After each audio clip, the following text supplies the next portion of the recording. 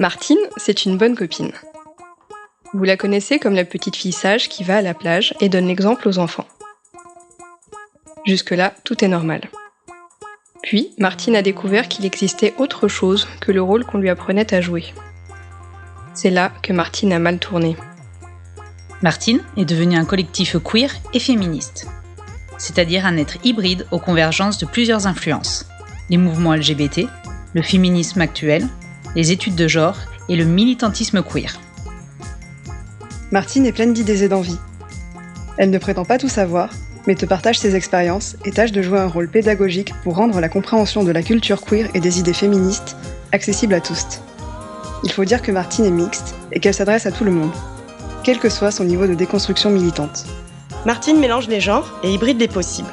Elle est plurielle. Elle est gouine, pute, mère, trans. Trave, PD, SM, folle, bitch. Noire, grosse, décroissante, asexuelle, à paillettes, à poil. Punk, rétro, andro, jamais sans son vibro. Martine, c'est le principe qui vous invite à explorer ce qu'il se passe juste après la petite phrase « Jusque-là, tout est normal ». Nous revoilà pour la suite de ce podcast sur le sujet du care. Si tu n'as pas écouté la première partie, je t'invite à le faire avant de poursuivre. Aujourd'hui, c'est Nono qui introduit le sujet en nous parlant de son rapport personnel au care. Et nous enchaînerons avec un témoignage de Léa, une amie de Martine, venue nous parler de son expérience d'ergothérapeute. Nous terminerons sur une discussion entre Martine où nous répondrons à une sélection de questions que nous nous sommes posées. Nous remercions avec chaleur Marine Joumard, illustratrice de talent, pour le visuel Instagram de ce podcast, et le groupe Mécavolique qui nous a prêté ses mélodies. Tout de suite, place à Noémie. Bonne écoute.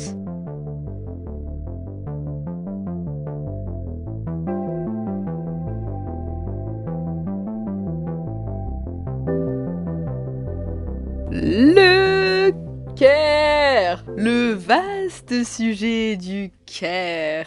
J'ai appris ce mot quand j'ai commencé à m'intéresser au militantisme et au queer world. Littéralement, prendre soin d'eux. Suggérant en contexte militant de prendre soin des uns, des unes, des autres. Dans l'idée, j'ai trouvé ça fabuleux, puisque étant dans la team pro-love, l'idée qu'on tâche individuellement d'être gentil envers autrui dans un élan général commun me semblait sincèrement être quelque chose de merveilleux. J'aime les gens de manière générale, et j'ai aucune envie de vivre recluse dans une grotte parce que je voudrais éviter l'humanité tout entière. Alors me semblait qu'il y avait quelque chose de bisounours dans cette notion de care. Sauf que, j'ai vite réalisé aussi que personne n'a la même idée de ce qu'est le care. Parce que c'est une notion qui se construit subjectivement à travers sa propre expérience. Parce qu'aussi, même dans ma propre définition, ce concept s'appliquera différemment selon la personne concernée. Parce que dans une même situation, je ne réagirai évidemment pas dans les mêmes proportions envers une inconnue, une amie ou une amour. J'entends autour du care la fameuse phrase « c'est ok, c'est pas ok ». J'y entends là le nouveau « c'est bien, c'est pas bien » du passé. C'est même bien, pas bien qui est hiérarchisé des fonctionnements, des comportements, des attitudes, des modes de vie, des idées, des tout ce qu'on veut. J'entends dans le « c'est ok, c'est pas ok » un nouveau carcan selon lequel on devrait agir. Alors qu'il s'agit, comme le bien, pas bien, d'une notion profondément subjective. J'entends dans un « ok, c'est pas ok » un jugement sentencieux sous couvert de bienveillance. Un mode passif non agressif qui se permet d'avoir un regard sûr. J'entends aussi dans le care une logique de préservation de l'autre. Que sous couvert de préservation, la vérité devrait être adoucie. Évidemment, j'aime qu'on prenne le temps de formuler les choses au plus juste, mais pas au plus préservant. J'entends dans la préservation une sorte de jeu dans lequel la personne y joue avec ses propres règles sans donner la capacité à l'autre d'être à égalité. J'entends dans la préservation une infantilisation d'autrui, une auto-estimation narcissique de ce qui est ok, pas ok pour la personne. J'entends dans la préservation par le prisme du care un moyen détourné d'agir égoïstement. J'entends enfin dans le care une forme d'injonction à prendre soin d'autrui plutôt que de soi. Je crois pourtant que, comme beaucoup de choses, pouvoir se pencher sur les bails d'autrui nécessite avant tout d'être au clair avec soi. J'ai bien conscience que le monde n'est pas égal sur le principe d'apprentissage de care envers soi. Mais je crois pour autant qu'il ne peut pas faire figure de reproche envers autrui puisque, encore une fois, Comment reprocher une notion subjective ? Je crois que reprocher à autrui le manque de care traduit un manque de capacité à prendre soin de soi. Sauf que s'il y a volonté propre de préférer prendre soin d'autrui plutôt que de soi, je crois que ça ne devient pas la responsabilité d'autrui.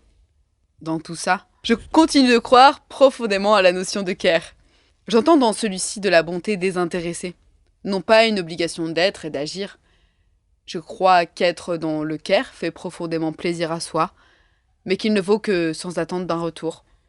Je crois que si tout le monde prenait plaisir à prendre soin d'autrui, à la mesure où elle le peut, à la mesure où elle le veut, sans questionner le care d'autrui et sa façon de le traduire, sans en attendre non plus ne serait-ce qu'un retour, je crois qu'alors ce monde full of love dans lequel j'ai envie de vivre pourra être. Merci Noémie. On a envie d'y croire à ce monde full of love. Avant de passer à la suite, on voulait juste revenir sur l'emploi du « c'est ok, c'est pas ok », qui est un outil important de self-care. C'est ce qu'on peut dire quand on veut poser des limites sans avoir à se justifier ou argumenter, de type « c'est pas ok que tu me parles mal ». Ça peut aussi faire partie de techniques d'autodéfense, parce qu'on peut l'employer dans des situations où il faut réagir vite, et quand on n'a pas le temps de réfléchir, ça aide d'avoir une formule prête à l'emploi. Par exemple, « ta main est sur ma cuisse, c'est pas ok, retire-la ». Sur ce, faisons place à notre spécial guest Léa, une amie de Martine, qui est venue nous parler de son expérience en tant que professionnelle dont la tâche consiste à prendre soin d'autrui. Mes amis m'ont sollicité pour parler du care. J'ai été élevée dans une famille protestante pratiquante. Une phrase que j'ai retenue et gardée dans mon fonctionnement, c'est « aime ton prochain comme toi-même ». Être dans le care avec autrui a toujours été une action banale chez moi. Je suis ergothérapeute. C'est un métier du paramédical qui a pour rôle d'accompagner des personnes en situation de handicap à être autonomes dans leur activité. Pour moi, être dans le care pour autrui, c'est protéger, prendre soin, être là physiquement ou mentalement. C'est ne pas penser à soi, mais penser à l'autre et à ce qui est bon pour lui. Il peut se traduire dans l'écoute, les conseils, les actions. Le risque du care avec autrui, c'est de se donner entièrement jusqu'à s'oublier soi. Je crois que pour être dans du bon care avec autrui, il faut être dans du bon care pour soi. Être dans du care pour soi, c'est équilibrer son corps et son esprit. Il est nécessaire de s'aimer. C'est parfois devoir oublier l'autre pour soi. Le care avec autrui, c'est prendre soin de l'autre sans se perdre soi. Le care, c'est de l'amour.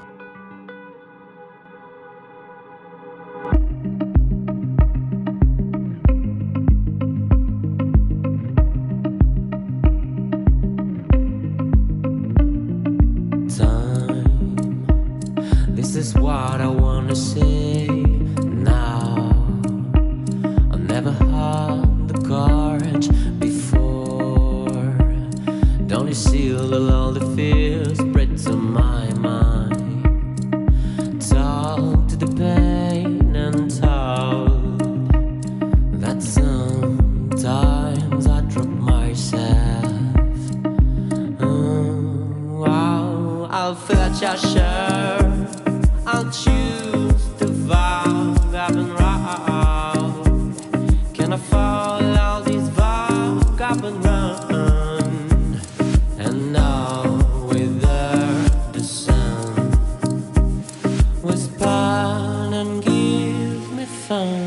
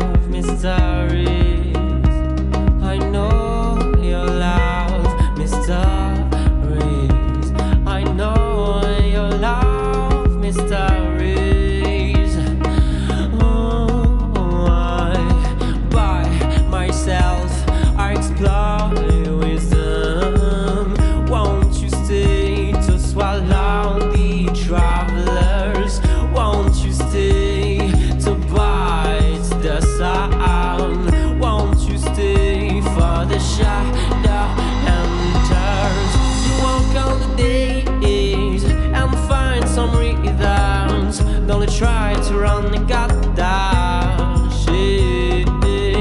You walk on the days and find some rhythms. Only try to run and got that shame. You walk on the days and find some rhythms. Only try to run and got that shame.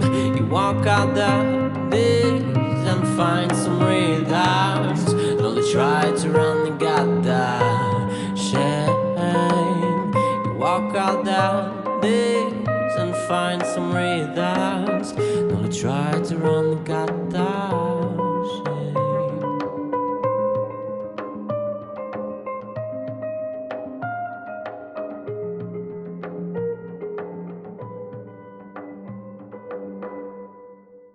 Penses-tu déjà avoir manqué de care et pourquoi? Oui, j'ai manqué de care. J'ai manqué de care dans mon enfance. Alors c'est intéressant parce que j'ai manqué de care, pas dans le sens où mes parents s'occupaient mal de moi, mais dans le sens où j'avais pas droit à la parole. Et Enfin, on me parlait mais on m'interrogeait pas. Et du coup, en fait, ça allait pas dans ma vie, mais je pouvais pas le dire. Et j'avais pas accès à cette parole-là, en fait. Et quand je reparle avec mes parents, je me rends compte que c'est un peu pareil, qu'en fait, le dialogue est pas fluide. Et du coup, ça a vraiment... c'est vraiment quelque chose qui, je pense, m'a beaucoup influencée. Enfin, je me débat encore avec ça à l'heure actuelle dans mes relations sociales. Et voilà. Peut-être vous m'arrêterez, mais j'avais aussi compris cette question, donc est-ce que tu penses que tu as manqué de care? Et j'ai entendu de toi envers autrui. Donc est-ce que tu penses, Séverine, que tu as manqué de care envers autrui? Que tu aurais dû faire preuve de care envers autrui et que tu ne l'as pas fait? Non, pour le coup, je pense pas. Ok. Mais peut-être faudrait demander à autrui. Pas une situation que tu aies conscientisée, en tout cas. Non, je pense pas. J'ai plutôt tendance à donner du care aux autres avant moi-même. Et justement, maintenant, je découvre plutôt à prendre soin de moi et que les autres, ils passent après, en fait. Forcément, j'ai manqué de care envers autrui à un moment donné. Oui, mais parce qu'on n'est pas forcément disponible. Et puis il y a des moments où on peut être en demande de care, mais les autres ne peuvent pas l'identifier parce qu'on le camoufle ou parce que tout le monde n'a pas la même sensibilité que nous, n'a pas les mêmes codes que nous. Enfin, d'une personne à une autre, un oui ça va ne va pas avoir truc tout bête. J'ai changé de boulot, j'ai un chef qui est quand même un peu trop à l'écoute parce que il nous appelle régulièrement au téléphone. Moi, j'avais pas le moral hier, il l'a senti au téléphone. Et là, toi, t'es là, mais vous avez un radar ou quoi? Enfin, il y a des trucs où ça aurait pu passer crème pour n'importe qui, puis même pour moi, dans l'absolu, j'avais pas forcément besoin qu'on vienne me voir pour comment ça va, est-ce que je peux faire voilà, tu passes une bonne nuit, le lendemain, t'en parles plus. Mais là, il était dans ce truc, si, je sens que ça va pas, qu'est-ce qu'il y a? Enfin, faut pas non plus focaliser sur si pendant une journée j'ai pas aidé quelqu'un, c'est pas grave. Non, en mais fait. c'est pas dans ce sens-là, c'est dans le sens où on a tous été en manque de care avec quelqu'un, ou alors en étant trop care avec quelqu'un, forcément qui ne l'a pas demandé, on l'a été trop aussi. On est toujours perfectible sur ce sujet-là, enfin je veux dire que ce soit à un moment je sais plus qui le disait ou une des questions de est-ce qu'il faut d'abord avoir du care pour soi ou pour les autres, ou est-ce que c'est un équilibre, machin. Je pense que c'est des choses qui sont très personnelles, qui évoluent avec le temps en fonction de où est-ce que tu en es dans ton évolution, que ce soit sociale, psychique, enfin voilà, on n'est pas tous à la même étape au même moment, quoi. Et surtout par rapport à ça, je pense pas qu'il faille se dévouer à tout prix aux autres, en fait. En fait, justement, c'est plus sain. À mon avis, si chaque personne savait s'occuper correctement d'elle-même, on aurait beaucoup moins besoin de prendre soin des autres.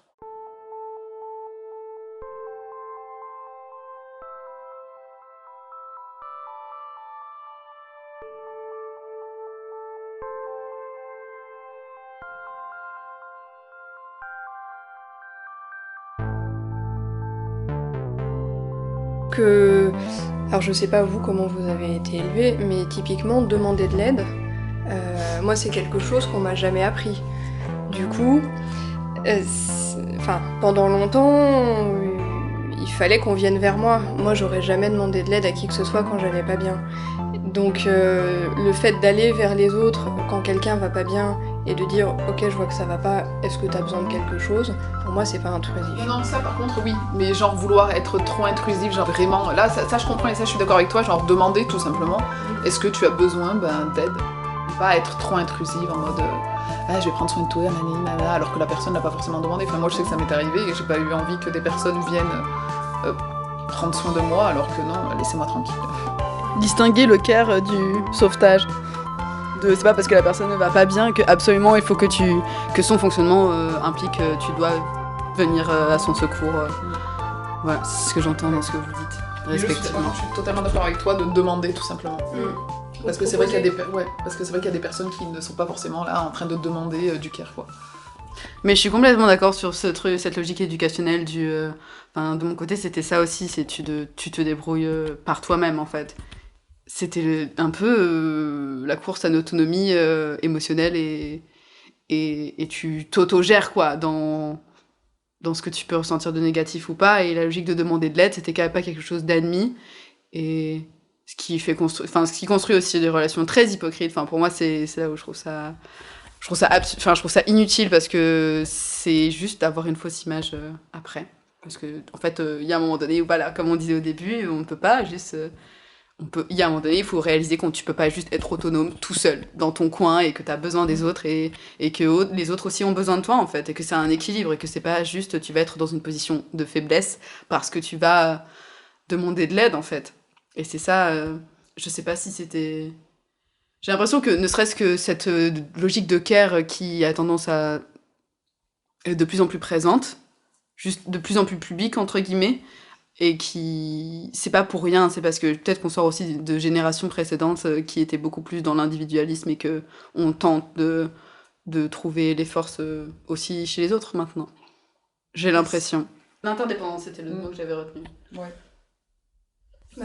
Juste par rapport à ce que tu disais, là ça fait quelques années que ce qui s'appelle l'attachement sécure, on se rend compte qu'il faut que les parents s'occupent des enfants et soient présents pour les enfants, et en fait c'est comme ça qu'on devient autonome émotionnellement, enfin le plus possible, et on vient de loin quand même au niveau génération, dans la manière, enfin faut voir quand même que les adultes qu'on est, et même nos parents, c'est par rapport à l'enfance qu'ils ont eue qu'ils sont devenus les adultes. Complètement. Et c'est un peu confus dans mon esprit à formuler, mais en fait vraiment, le fait de prendre soin de quelqu'un, ça l'autonomise dans la propre manière que la personne a de prendre soin d'elle. Et des autres aussi. Et des autres, mais de soi avant tout, en fait. Et ça, c'est... Enfin, justement, ça, c'est quelque chose dont on se rend compte maintenant, que c'est très, très important d'être à l'écoute, d'être présent pour les autres, et que c'est pas grave et que c'est normal d'avoir besoin d'aide. Oui.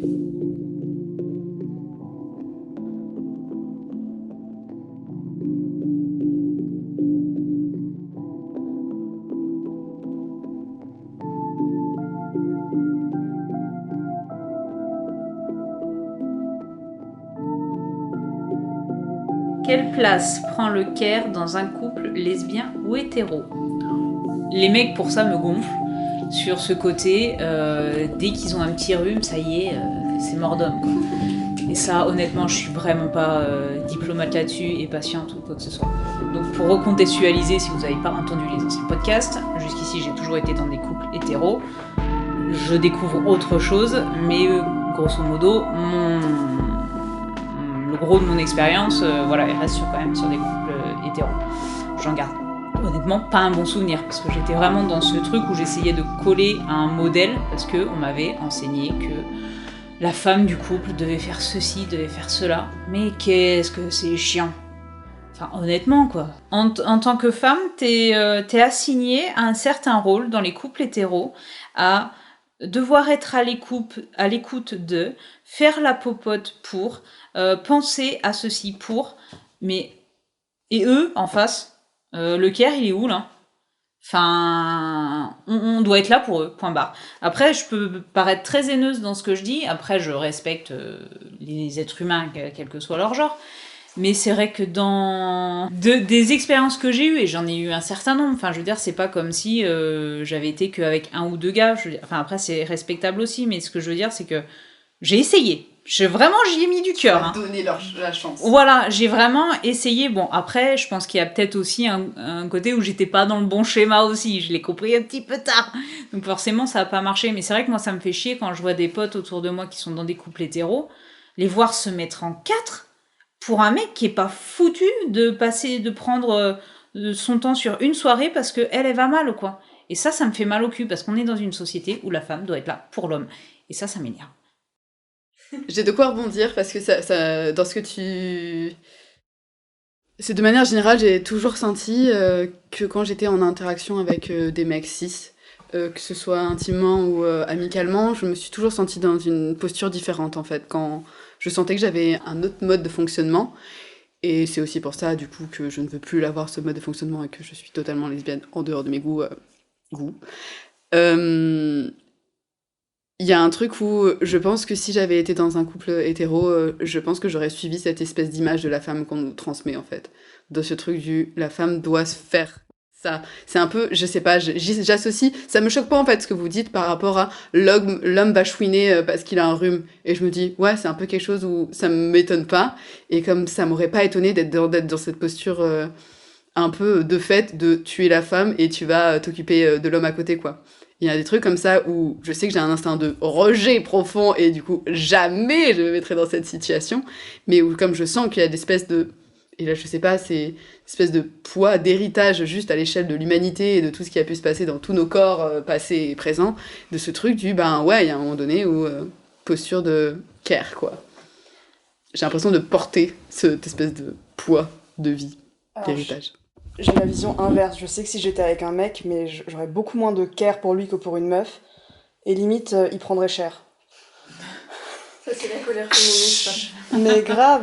Mais je me définis féministe depuis le collège et je m'en suis pris tellement plein la gueule parce que bah, ça se faisait pas d'être féministe en 2003. Visiblement. À 10 ans.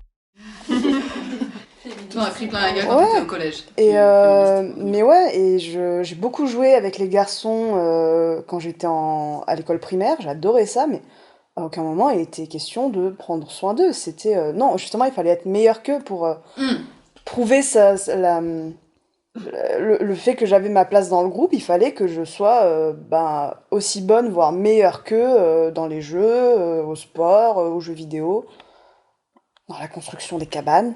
Enfin, il y avait un truc de je dois prouver que je suis meilleure que toi et ouais, il y a un truc de compète et il y a un truc de il faut l'écraser. C'est terrible à dire, mais du coup, vaut mieux pas que je sois avec des mecs parce que ça me met dans une dynamique qui ne me plaît pas entre moi et moi-même. Par rapport justement au care dans le couple, et ce que tu disais Lucille, bah, c'est que l'éducation genrée pousse les femmes à être dans le care. C'est ce qu'on nous apprend depuis toute petite en fait. Et c'est... Même si on n'est pas d'accord avec ça, je pense qu'on est beaucoup à avoir grandi de cette manière-là. Enfin, c'est ce que tu dis, Cindy, aussi, c'est que dans l'éducation des garçons, c'est pas présent du tout. Et du coup, quand on fréquente des filles, etc., après, c'est intéressant aussi parce que du coup, on apprend à parler avec nos copines et on apprend à développer justement cette empathie pour l'autre enfin, en couple, en ayant été en couple hétéro, j'ai bien vu que c'était ça qui pêchait en fait. C'est que les mecs, on leur a pas appris à écouter et juste à écouter en fait. Il n'y a pas forcément besoin de plus. Juste prendre l'autre comme il est et écouter.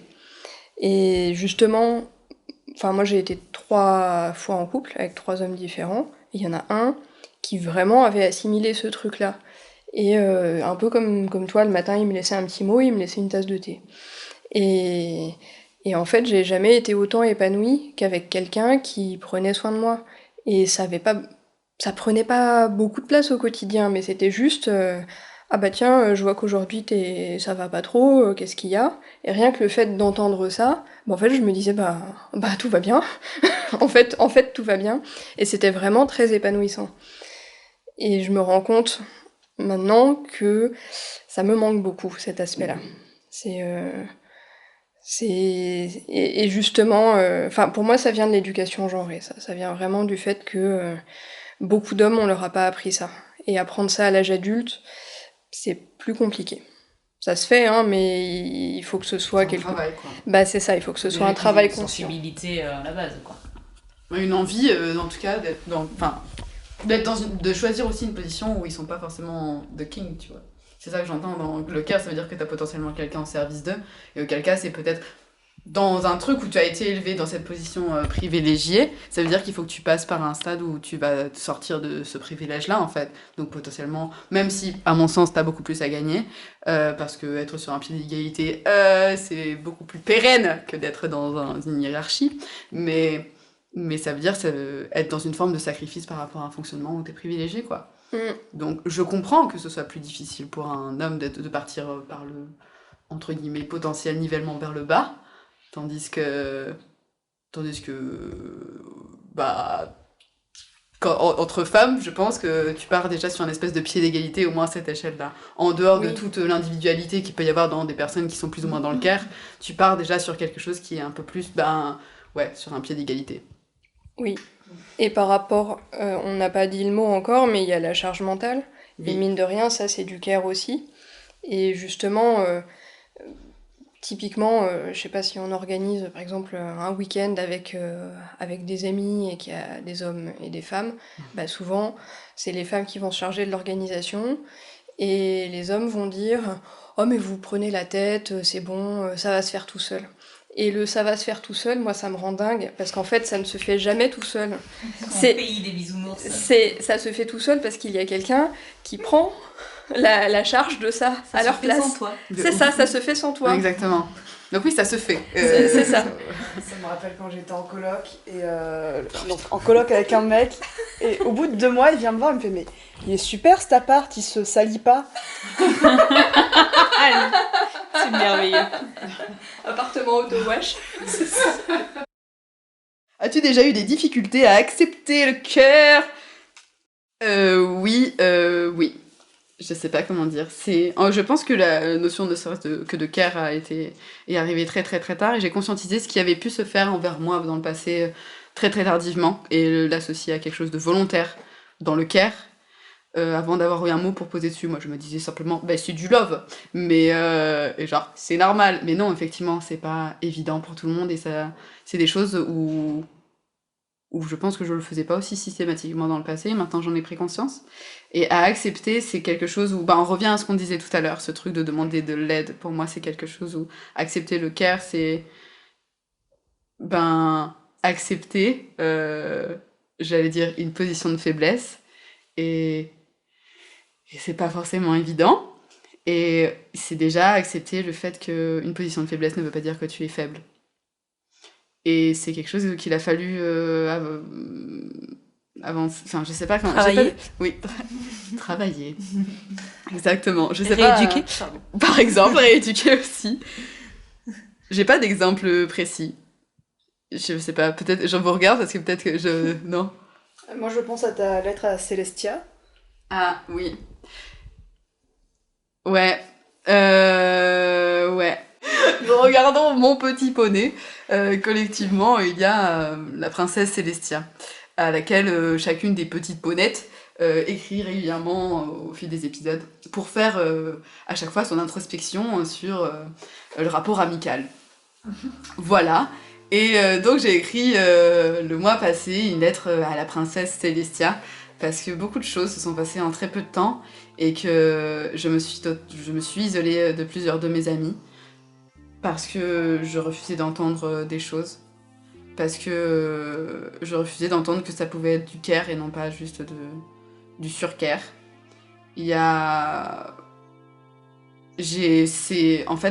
Accepter le care pour moi, c'est accepter de faire confiance dans le fait qu'on veuille prendre soin de moi de façon bienveillante et non intéressée. Et je sais, j'ai conscience, je sais qu'on en a parlé dans une autre partie du podcast du on fait jamais les choses pour rien. Il y a toujours un intérêt pour soi aussi, ça fait plaisir effectivement d'être dans le care envers autrui, mais comme je me sens pas nécessairement... J'ai pas eu l'impression d'avoir été... j'ai pas mal... J'ai appris l'autonomie un minimum et en fait, du coup, j'ai pas l'habitude qu'on puisse être dans une position de care envers moi, volontaire et active. Je sais pas si mon discours est un monologue infini, j'arrive pas à aboutir. J'essaie de me rappeler de la question en fait. As-tu déjà voilà. I'm sorry. As-tu déjà des difficultés à accepter le care? Ok. Voilà, donc oui, encore une fois, oui, mais j'essaye de trouver un truc concret parce que... Non, mais c'est bien dit. Donc oui, t'as eu quand même des difficultés. Oui, j'ai eu des difficultés, j'en ai toujours et j'en aurai encore, je pense, éternellement, parce que c'est compliqué. Ça veut dire que si je dois accepter le care d'autrui, ça veut dire que j'ai pas eu suffisamment de care envers moi-même, en fait. C'est que je me suis mise... moi, je l'entends aussi comme ça. Je me suis potentiellement mis dans une position où j'aurais eu des difficultés à être... et où je dois arriver à cette position où je dois demander de l'aide. Après, le care, notamment avec les amis, ça peut juste être... Tu vas chez quelqu'un et t'amènes à manger quelque chose qui plaît à la personne. Et du coup... Mais ça, pour moi, c'est du savoir-vivre. Ça s'appelle juste de la politesse, du savoir-vivre, du si tu es dans genre aider après, c'est de la politesse, je sais pas. Pour moi, c'est pas être dans le care. Le care est vraiment, à mon sens, une démarche supplémentaire de souci d'autrui et pas juste de bienséance. Moi, c'est de cette manière-là que je prends soin de mes amis, par exemple. Je vais faire attention à avoir une attention, je sais pas moi, trouver un petit cadeau qui fera plaisir alors qu'il n'y a pas d'occasion particulière de faire un cadeau, juste un petit truc en fait. Alors je pense pas avoir manqué de care envers moi-même quand j'ai eu des calculs rénaux. Vraiment, j'ai débarqué chez Claire, elle m'a servi une sangria, je dis j'ai un peu mal au ventre et 3 heures plus tard je me roulais par terre et il fallait aller aux urgences. Et j'aime pas ça non plus, me sentir vulnérable, j'ai vraiment beaucoup de mal avec ça. Mais là j'en ai eu besoin en fait, sinon même au-delà de Claire, s'il n'y avait pas eu un hôpital avec des gens dedans pour prendre soin de moi, je serais morte. Voilà, donc ouais, non, le care, c'est pas forcément... Quand t'en as besoin, c'est pas forcément que tu en as manqué envers toi-même. Ça peut te tomber sur le coin de la gueule sans prévenir. Oui, complètement. Le random de la vie. Et puis, ça revient à ce qu'on disait tout à l'heure, tous les métiers du care aussi dont on n'a pas conscience et qui sont là, comme tu dis, à l'hôpital, de fait. Mais c'est là où j'entends aussi ce que tu répondais on a aussi une position de privilégié où il y a des personnes qui sont payées pour être dans le care, dans notre espace vital, tu vois. Et qui font qu'on se pose même plus la question et où là j'ai l'impression d'être pourri gâté en train de dire putain c'est quand moi j'en veux de care envers moi-même, alors que non, dans l'absolu effectivement c'est qu'on a besoin, on l'accepte de fait en fait, ce care que dans un sens on considère comme nous être dû parce qu'on a été éduqués là-dedans dans ce monde-ci quoi. Voilà, c'est tout pour aujourd'hui. On espère que nous écouter t'aura procuré du plaisir. On se retrouve bientôt et dans le prochain podcast nous aborderons le rapport au corps. N'hésite pas à nous écrire si tu veux témoigner. On vous laisse sur un extrait du morceau Triangle de Mekavolik. Bis pailleté et à tout bientôt.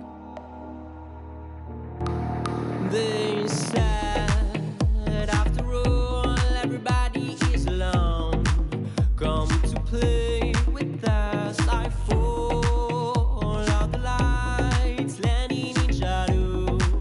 Well, there's no control. They said we're gonna think about it.